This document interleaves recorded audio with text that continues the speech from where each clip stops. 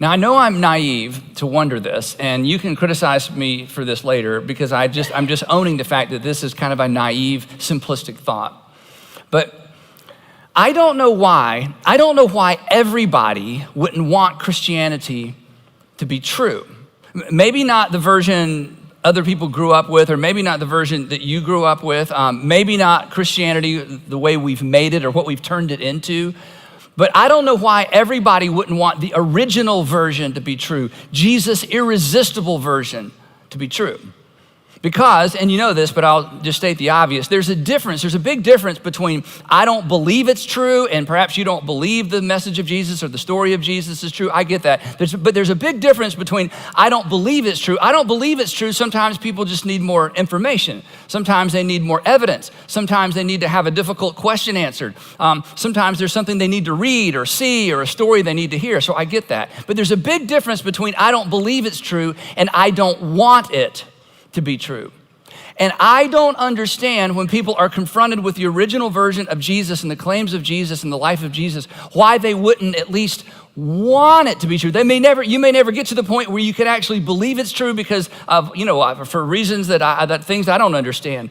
But when you hear the gospel presented, or when you hear the life of Jesus explained, or when you immerse yourself in the first century context, I just don't know why everybody wouldn't want it to be true. Blaise Pascal, 17th century mathematician, philosopher. He was actually homeschooled. Plug for those of you who homeschool. He wrote this. He said, this is amazing, people almost invariably arrive at their beliefs not on the basis of proof, and this is so true. This explains some of the conversations you have in your home with your middle schoolers and your high school students. People almost invariably arrive at their beliefs not on the basis of proof, but on the basis of what they find attractive. In other words, when something is attractive to us, we go looking for reasons to substantiate our belief. Now, he's not saying if something's attractive, therefore it's true. And I'm not arguing if something's attractive, therefore it's true. And I'm certainly not arguing, hey, since Christianity is attractive, it's true. That's not my point. My point is this. Christianity in its earliest original form was so extraordinarily attractive that I don't understand why people in modern times wouldn't want it to be true, even if intellectually they can't actually get there, because Jesus was attractive. People were attracted to Jesus. Early Christianity was attractive, so attractive that eventually it became the predominant philosophy and religious and worldview of the Roman Empire. Christianity has shaped Western culture. There was something so attractive about it. And the thing that makes Christianity so attractive, at least the original version, is a single word. It's the word that makes me want it to be true. But perhaps it's a word that wasn't in the equation for you. And the word is grace. It's grace. Grace is this is what we all have in common. Grace is what we crave most when our guilt is exposed, right? You come home late, your parents were sitting there, they've got the stuff on the table, they know it's yours, there's no excuses, there's no loopholes, there's no point in saying it's my sister's, I don't know, that we found it in your room. I mean, you are so busted, and in that moment, you're thinking about all the things they could take away and should take away, and in that moment, what you crave is, you didn't know the word maybe in high school or middle school or college, but it was grace. Or, you come home late and your wife's waiting up, you come home late and your husband's waiting up. You come home late and it's your kids who are waiting up. Or your boss walks in and sits down and boom, lays it out there, and you realize there's no excuse. There's no point in making excuses. There are no loopholes. There's no one to blame. It's just there it is. And in that moment, even if maybe you didn't think of the word, what you're looking for is grace. You are looking for someone to give something to you or extend something to you that you know you don't deserve. Grace is at the same time, this is the flip side, and this is why there's so much tension. Grace is what we're hesitant to extend when confronted with the guilt of other people, especially when they've hurt me, or even more so when they've hurt someone I love. And therein lies the tension. That grace, when we're on the receiving end, is extraordinarily refreshing. But grace, when it's required of us, is extraordinarily disturbing. It is, in fact, as we're gonna see, as you think about how this settles in on your relationships, your good ones and your bad ones and the ones that you're trying to repair, or the relationship that someone's trying to repair with you, that grace really is the unsettling solution for just about everything. Now, if you grew up in church, you may have heard of you may have been given a definition for grace, or maybe you know what grace is, but you've never thought of a definition. So here's our definition for the next few weeks. It's simply undeserved, unearned, unearnable favor. It's someone leaning in your direction when they should lean away. It's someone that you know you should pursue because you've hurt them and they actually initiate the conversation. But grace is strange. You can no more deserve grace than you can plan your own surprise party, right? I mean, if you plan your own surprise party, the fact that you planned it voids the surprise. And the moment you think you deserve grace, you've actually voided the grace. You can ask for grace, you can beg for grace, you can plead with someone to extend grace to you, but the minute you think you deserve it, it's no longer grace. And then here's the additional twist to the whole conversation. We can't recognize, this is so important for many of us, we can't recognize or receive grace for what it actually is until we're convinced we don't deserve it. You can't even recognize or experience grace for what it is until you come to the place, and I come to the place, that I actually don't deserve it. It can only be experienced within the context of a relationship. Grace is purely relational. It's always tied to a relationship. It can only be experienced in the context of a relationship, ready for this, where there is an imbalance and you are on the negative side of the ledger because of your behavior. And this, my friends, this is what makes Christianity so unique. This is what makes the story and the narrative of Christianity and the arc of the story of Christianity so unique and so attractive. This is the reason that even if you never get to the place intellectually where you can believe it's true, this is why everybody should want it to be true. And this is why God had to show up. Because grace is 100% relational, and you can't experience or understand grace apart from a relationship. This is why God had to show up. This is why we celebrate the way we do at Christmas. We would have never known the grace of God without and or apart from the presence of God. For God's grace to be seen, for God's grace to be known, there had to be a person. It had to be personal. It is the message of Christmas. Now, John, Matthew, Mark, Luke, John, the gospel writer John, who also wrote 3 letters in the first century called, not very creative, 1st, 2nd, and 3rd John. John, who was a disciple of Jesus. John, who saw the entire thing. John, who lives to be an old man. We talk about him all the time. He outlived Peter and Andrew. He outlived James, the brother of Jesus. John is an old man. He probably outlived all of his friends. With hindsight, looking back, decides, hey, I need to get my story out. So he sits down with someone and he probably dictated this. Jesus' earliest apostles or followers were probably illiterate men for the most part. So consequently, sometimes we're criticized as Christians. There's no way that ignorant Galileans could have given us that kind of Greek literature. Well, hello, they probably didn't write it. They probably dictated it, and every scribe in the first century could speak at least 2 or maybe 3 languages. So John is an old man, no doubt, sits down, and the Christians around him are saying, John, we got to hear your story. You're an old man. We don't know how much longer you're going to be with us. Tell us your story. And I can just imagine John as he begins trying to figure out, where do you begin this epic tale that's true? How do I make this so realistic that people will believe, and yet it's so fantastic it will be hard for people to believe? And so John begins his account of the life of Jesus this way, and he goes right to the heart of what Christmas is about. He goes right to the heart of what grace is about. He says this: the word, the Greek word is logos. The word became flesh. This was his way of saying, I don't know how to describe it. Please don't ask me to give you any details. All I know is this: God inhabited a body. God came to earth. I know it's hard to believe, but I'm just getting started.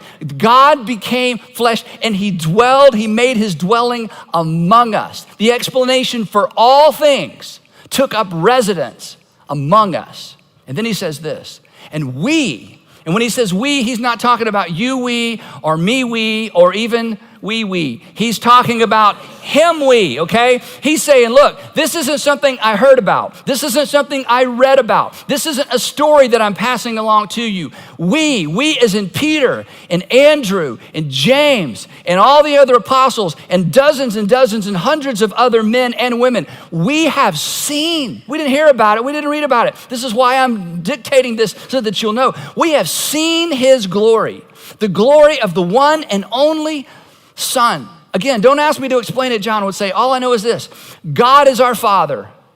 And Jesus, he's the unique Son who came into this earth to represent the presence of God and to explain to us what God is really like. Who came from the Father, and then here's kind of the punchline that he's going to drag out throughout his entire gospel. Who came from the Father full of grace and truth. Not the balance of grace and truth. That's what we try to pull off. Not the balance of. Anytime you try to balance grace and truth, you lose some grace and you lose some truth. Jesus was full on grace and full on truth. Jesus brought a full dose of grace and truth. This is so powerful, because you're on one side or the other of the ledger. Some of you are truth people, some of you are grace people. This is why two people have to get married, because we need some grace and truth, or our kids will be crazy. This is why some of you are crazy, because both of your parents were grace, or both of them are truth. We need a little grace, we need a little truth. Some of you were raised going to grace churches, some of you grew up going to truth churches, and you didn't get enough grace or you didn't get enough truth. Jesus shows up. And he is full on grace and he is full on truth. Jesus never watered down the truth and he never turned down the grace. It's amazing. He called sin, sin. He called sinners, sinners. And then he laid down his life for the sinners and paid for their sin. He was all grace, all truth, all the time. And John saw this, and he saw this with people, and it's what led John as an old man to finally pen these words or dictate these words that would change Western civilization, that would shape the way that just about everybody in the world views God. This was an idea that had never been introduced to the human race until John was the first one to say it, and someone wrote it. And as crazy as it sounded in the first century, when the world was upside down and all of his friends had been martyred, executed, or were lost, John is the one that brings this idea that God is love. And the reason John could conclude that God is love is because Jesus was love in a body, because Jesus was full on grace and truth. And love, if you're a good parent, you know this. Love, if you were raised by good parents, you know this. Love is grace and truth. Love is all grace and all truth all the time. John was there that very awkward afternoon when Jesus and his apostles and the crowds that followed Jesus everywhere went through an intersection and they had to stop and face down a tax gatherer. And after they did their business, Jesus leans in and he says, Levi or Matthew, hey, I want you to follow me. And all the apostles with him were like, no, not. He's a tax guy, he's a traitor. I mean, even if his family won't have him over for holidays, what do you mean? He's not gonna be a part of our thing. Matthew, I want you to follow me. And there's no indication that Matthew decided not to be a tax gatherer anymore. He just got up and had one of his subordinates take over whatever he was doing. And he decided to follow Jesus, and Peter and all the guys are stepping back like, this is not gonna go well for us, okay? We're gonna lose the crowd. And Matthew says, okay, I'll follow you. Where are we going? And then Jesus said something that offended everybody that could hear. He said, Matthew, we're gonna go to your house. And Peter's like, oh, I'm not gonna go to his house. And Jesus said, yes, you are, because you're following me too. We're all going to his house. Wait a minute, he's a tax gatherer. You haven't even asked him to repent. You haven't even asked him to give back the money he's stolen. You're just gonna ask him to follow us just like that and go to your house? Yeah. This is the most awkward moment ever. They go to his house, and Matthew invites his tax gatherer friends because Jesus says, I want to have a dinner. I want you to invite your friends. And Matthew's thinking, okay, you're not going to like my friends because my friends are nothing like you, and you're nothing like my friends, and they're not going to like you, and you're not going to like them. And he invites his friends. We don't know how long this took. This may have been the next day for all we know. We don't know. But he gathers all of his friends, and all of his friends are all the wrong people. And then there sits Peter, with a bad attitude, and Andrew's with a bad attitude. It's so weird. It would be, and it's not a very good party. It would be like this. It would be like you being in a social setting, maybe out with friends at a restaurant, or maybe you're having a party or an office party or whatever, and everybody has drank just a little bit too much, and I walk in.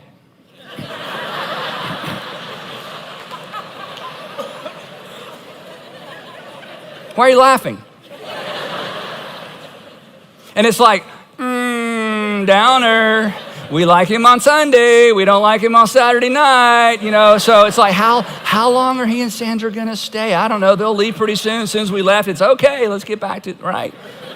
That's how this was. So there's Jesus, the rabbi, in the house of Matthew, the tax gatherer. The whole thing is so ridiculously awkward and unsettling because that's the nature of grace.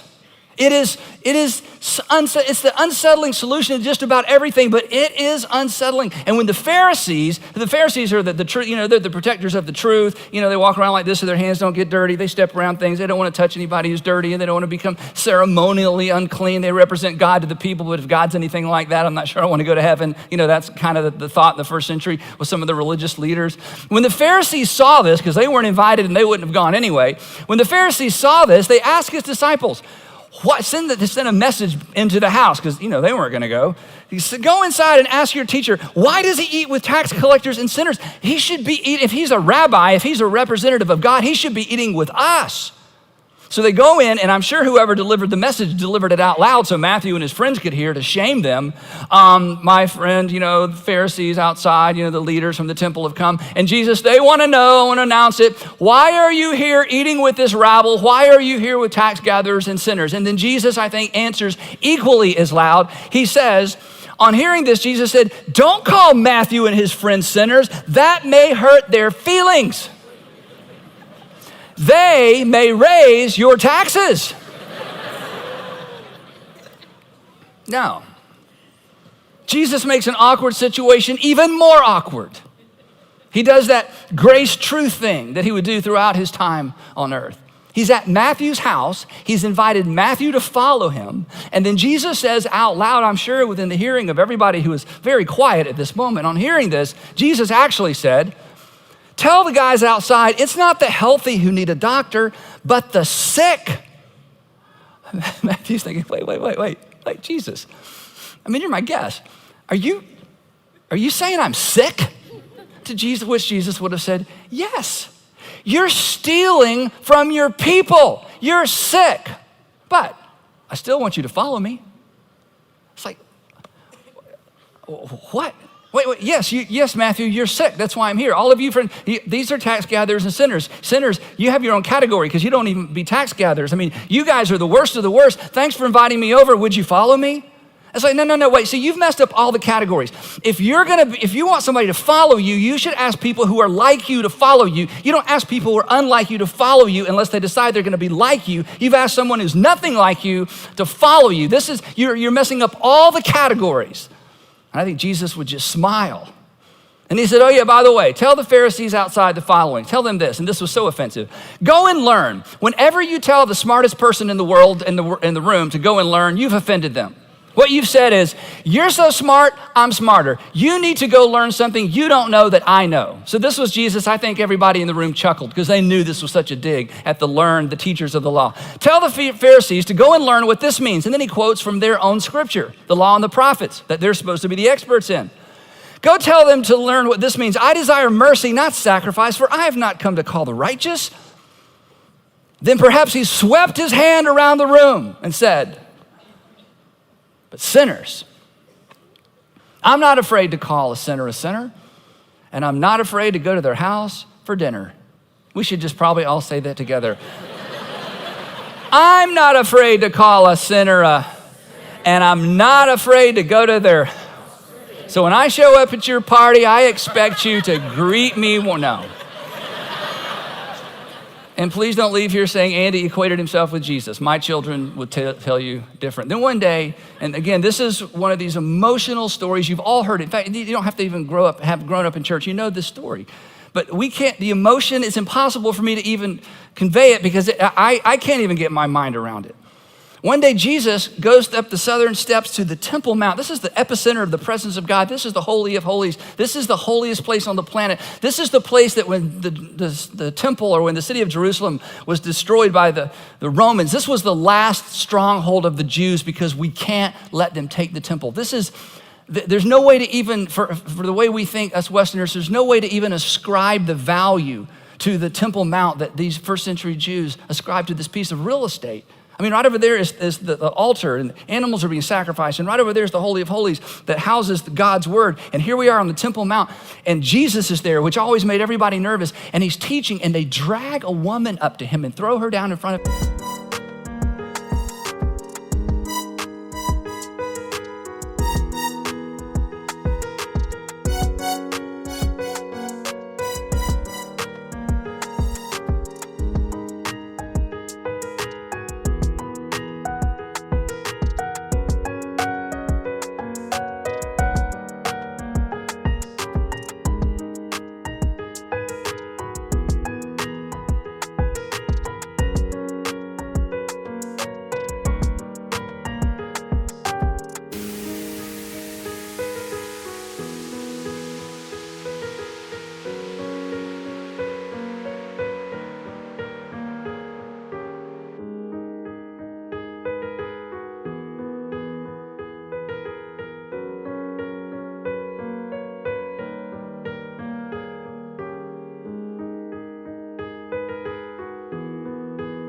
His feet. John is the one who includes this story in his gospel. And apparently they'd held her all night, waiting for this moment. And they're like, no, not yet, not yet. Let's wait till he gets on the temple. Let's wait till he gets all the way up next to the Holy of Holies, and then we'll see what he's gonna do. And they drag this woman up. You've heard this story. They throw her down. They say, Jesus, this woman was caught in adultery, and the law, which is like right over there, like, we can go see it if you don't believe us. The law says she must die, she must be executed, she must be stoned to death. And Jesus is so brilliant. That's why I don't think people made these stories up. It's so brilliant. Jesus says, okay, well, you are the experts in the law. Stone her. He knows that he calls their bluff. They're not gonna stone her right there on the Temple Mount. She's terrified. Imagine, she's terrified. No mercy, no love, no compassion. No, hey, tell me your story. No, what's your background? She's terrified. And then Jesus does that cool thing. He says, all right, you guys start. And, oh yeah, one thing. Why don't we start with the person who doesn't have any sin? You go first. And then he kneels down and he starts writing in the sand. And scholars, if you want to read something interesting, biblical scholars, they love to, imagine what Jesus was writing in the sand. He's drawing in the sand. I think he was writing, it takes one to know one. In Aramaic, okay? I don't know what he was drawing in the sand, but he stoops down, and finally, the youngest, the oldest guys in the crowd, they're like, he got us again. They're grabbing the young guys by the, no, this isn't gonna go well, and they all leave. And the woman, of course, is like, and then Jesus ruins the moment. He leans down and looks into her eyes, and he says, leave your life of sin. Not, hey, you're fine. You had a tough upbringing. I know your dad. I know everything. Just, you're going to be okay. No. I mean, leave your life of sin. It's grace and truth. You are guilty, but I don't condemn you. Like, wait, what? Wait, if I'm guilty, you're to condemn me? No, I know you're guilty, but I don't condemn you. Wait, if I'm innocent, you don't condemn me. If I'm guilty, you condemn me. How can I be guilty and you don't condemn me? Isn't it either or? Isn't it the other way around? No, it used to be. But see, in this moment, for your benefit, for my benefit, grace has touched down. There is a new lawgiver. There is a new covenant maker. There is a new representative of God the Father, and he was all grace, all truth, all the time, and over. This is why, even if you never get there intellectually, you should want this to be true. Over and over, Jesus leaned in toward pre-repentant, guilty people and invited them to follow him. Over and over, he leaned into people who had not acknowledged their sin and initiated relationship and said, follow me. And then John was there at the very end. We know he was there at the very end because at the very end of Jesus' life, he says to John, who brought us so much of this, he said, John, my mother, Mary, is like your mother. That was his way of saying, care for my mother. And in fact, things were so difficult in Judea and so difficult in Galilee that tradition tells us that John took Mary, the mother of Jesus, and they went to Ephesus. And if you visit Ephesus today, they will show you where they believe that John took care of Mary, the mother of Jesus, until she finally left this life. So we know he was there. And when Jesus was crucified, John witnessed the ultimate expression of grace. This was the most unsettling expression of grace at all. This was the moment that put amazing in grace. Here's what he saw. The text tells us that there were two men crucified along with Jesus. Both of them were criminals. They were led out with him to be executed. First century religion and first century politicians decided they had to get rid of grace and truth in a body. It is so uncomfortable, isn't it? The text continues. When they came to the place called the skull or Golgotha, they crucified him there. And as we've said before, there's no detail given because everyone who heard this had seen it, smelled it, seen the aftermath of a crucifixion. There was no reason to give details. None were necessary. Along with the criminals, one on his right and one on his left. And then here's one of those phrases that if you read the New Testament, you read right by it, but this is horrifying. This is so disgusting. And yet, this is you, this is me. Because this is what we do, isn't it? This is a detail that reminds me that John is not writing a fantasy. This isn't a once upon a time, in a village far, far away. This is what he saw. And as he dictates his story, he says, and it was horrible because a crowd gathered and the people stood and they watched. And the rulers even sneered. And they said to Jesus and to each other, he saved others. Let him save himself if he's supposedly God's Messiah, the chosen one, because they understood that this is what he either claimed for himself or the people closest to him claimed for him. And then one of the criminals who hung there, hurled insults at Jesus. He was gonna take his venom, he was gonna take his vengeance, he was gonna take his anger all the way to death with him. But the other criminal rebuked him, and he said the most interesting thing. And I believe that these statements weren't together in a nice, neat paragraph with a period at the end. Because of what we understand about crucifixion, there may have been multiple seconds or maybe even minutes between each of these utterances. Because you had to build up an extraordinary amount of nerve to raise yourself up, to inhale, and to speak was terribly painful, and to breathe was terribly painful. And he says, don't you fear God, since you are under the same sentence.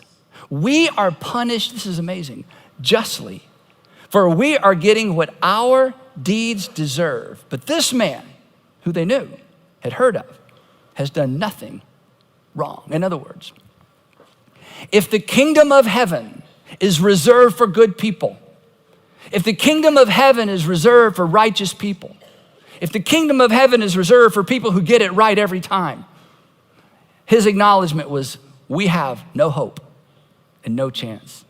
His only hope was what he deserved the least, something he had extended very little of to other people during his life. So in an act of desperation, Jesus, he says, when you come to your kingdom, because there's no doubt in my mind that where you're going is different from where we're going. Jesus, there's no doubt in my mind that you are a king. Jesus, when you come into your kingdom, would you remember me? To which the people in the audience who could overhear these whispered conversations from the cross had to think, why? I mean, why? I mean, what a ridiculous thing to ask. I mean, is he repenting? I mean, repenting from a cross is meaningless, right? Rededication, from now on. Hey, from now on's about 30 minutes, okay? There's no point in rededicating. There's no way to make restitution. There's no way to do anything good for the rest of your meaningless, despicable little life. There's nothing to promise. There's nothing to offer. You have no bargaining power with man or God. And then in this moment, Jesus disturbs the order of things. Jesus introduces that unsettling thing that his followers were so accustomed to, but never did they imagine in their wildest dreams that he would take it to this extreme. He interferes with this man's karma, and he does the unthinkable. He listened, and he responded. Jesus, the text says, answered him. Let me ask you a question. Does God hear the prayers of sinners? Yes, those are the only kinds of prayers there are. Jesus answered him, but why even acknowledge him? Every word cost Jesus dearly. Every breath was, combined with or associated with excruciating pain. But he answers anyway. And do you know why? Because that's what grace does. Grace answers anyway. Truly I tell you, Jesus said, truly I tell you, today you will be with me. Exhale. The criminal thought. That's the problem. I'm with you here in paradise. Holiness with human hands promised a man who had done nothing good and had nothing good to offer. Holiness with human hands offered a man who had no bargaining power this promise: where I'm going, you're going. He grants a last minute request. He grants a request to a last minute convert. He grants a request that essentially says, you are gonna have the same eternity as Stephen, who will later be stoned because of his faith in me. You're gonna have the same eternity as Peter, who followed me these last 3.5 years. And why? Why would Jesus do this? I think this was mind-boggling to John and to Peter and the other men in the crowd. We've seen the woman in adultery, that's one thing. Asking Matthew to follow is one thing. This is like a whole nother thing. Why? And here's what I want you to hear if you don't hear anything else I say today. Because like life, grace is not fair. Like life, grace is not fair. It is better than fair. It is disturbingly better than fair. It is unsettlingly better than fair. Jesus would continue this. After his resurrection, this is unbelievable if you know the narrative. After the resurrection, Jesus pulls Peter aside.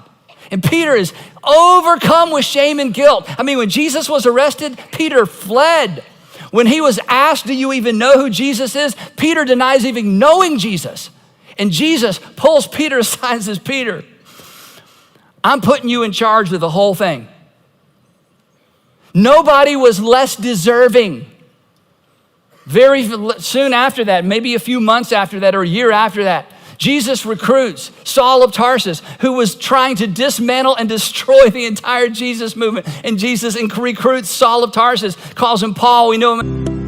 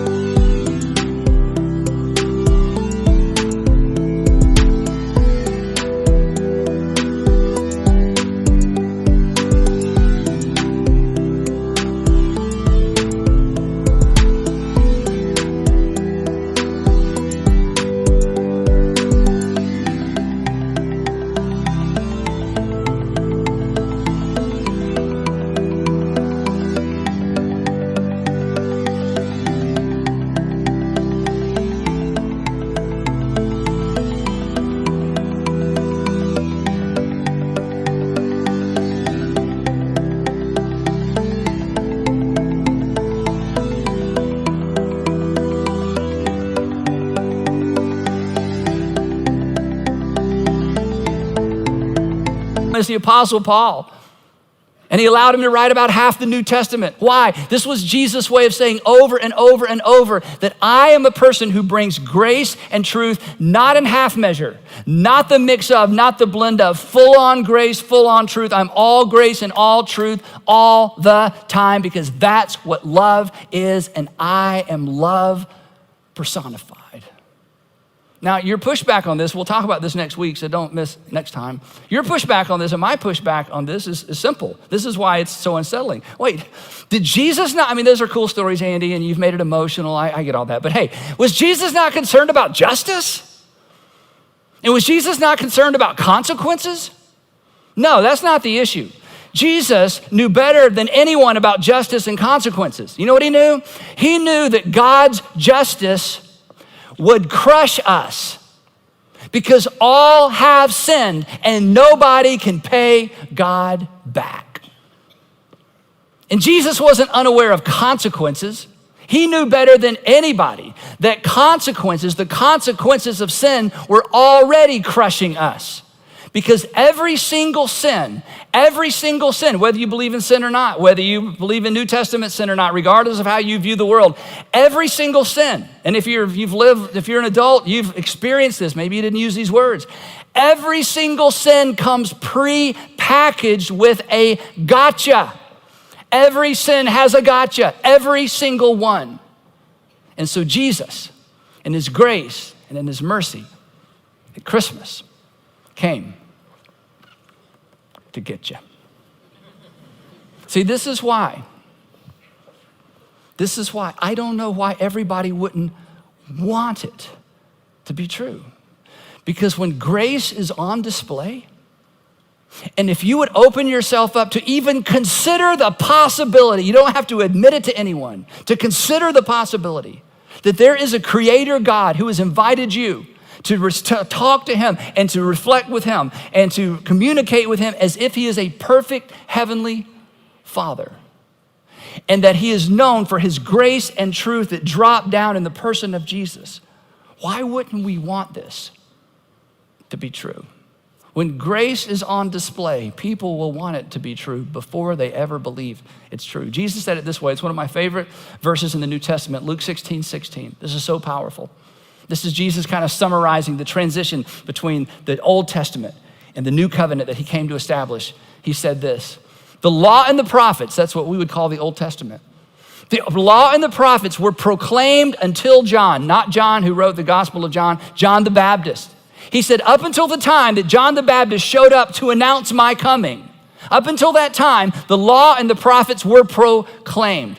But since that time, since the end of the old covenant, since the day I stepped foot on planet Earth as an adult, since that time, this is so powerful, the good news of the kingdom of God is being preached and everyone is forcing their way into it. And that is exactly what happened historically. It's why 2,000 years later, we are here. That when people caught a glimpse of what was actually being offered, they leaned in, hoping, looking for evidence of the fact that this is in fact an act of God in the course of human history.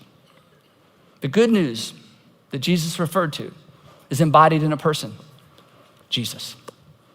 And the good news is summarized in a word, and it's our word. It's the word grace. And grace is an invitation. It's an invitation very much like the invitation that Jesus extended to Matthew. It's an invitation that goes like this. I know all about you, the good and the bad, and I want you to follow me. But be warned, if you follow me, I will lead you away from your sin.